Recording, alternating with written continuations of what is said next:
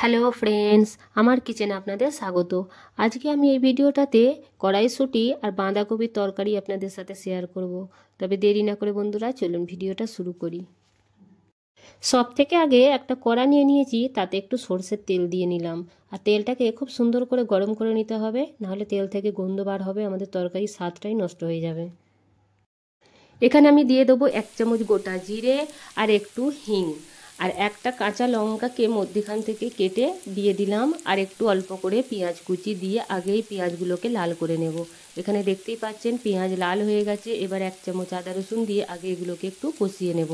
কষানো হয়ে গেছে। এবার একটা টমেটোকে আমি মিক্সচার মেশিনে দিয়ে পেস্ট করে নিয়েছি, এই পেস্টটা এবার দিয়ে নিলাম। এবার এতে দিয়ে দেবো স্বাদ অনুযায়ী নুন, আর দিয়ে দেবো এতে একটু আমি লঙ্কা গুঁড়ো, কাশ্মীরি লঙ্কা গুঁড়ো এখানে ব্যবহার করছি, আপনারা চাইলে যে কোনো লঙ্কা গুঁড়ো ব্যবহার করতে পারেন। আর দিয়ে দেবো 1/2 চামচ মতো আমি জিরে গুঁড়ো আর হলুদ গুঁড়ো দিয়ে নিলাম। এবার এগুলোকে কষিয়ে নেব আগে, আর ধ্যান রাখতে হবে যেন পুড়ে না যায়। আমি একটু পানি দিয়ে দিলাম, পানিটা দিয়ে এবার সুন্দর করে এগুলোকে কষিয়ে নেব। এখানে আমাদের একদম মশলা রেডি হয়ে গেছে। এবার আমি কড়াইশুঁটি নিয়েছি, এগুলো এবার এতে দিয়ে নেব, দিয়ে সুন্দর করে আগে একটু কষিয়ে নেব। কষানো হয়ে গেলে ঢাকা দিয়ে পানি দিয়ে দেব, দিয়ে ঢাকা দিয়ে কিছুক্ষণের জন্য একটু সেদ্ধ করে নেব। এখানে কড়াইশুঁটিগুলো হয়ে গেছে।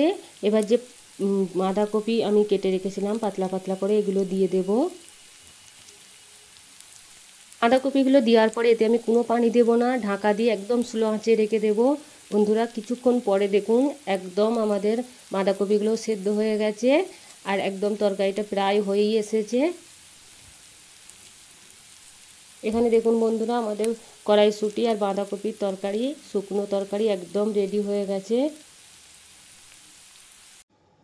যদি বন্ধুরা ভিডিওটা ভালো লেগে থাকে তাহলে লাইক, কমেন্ট, শেয়ার আর সাবস্ক্রাইব করতে মোটেও ভুলবেন না। ভিডিওটা দেখার জন্য অনেক অনেক ধন্যবাদ।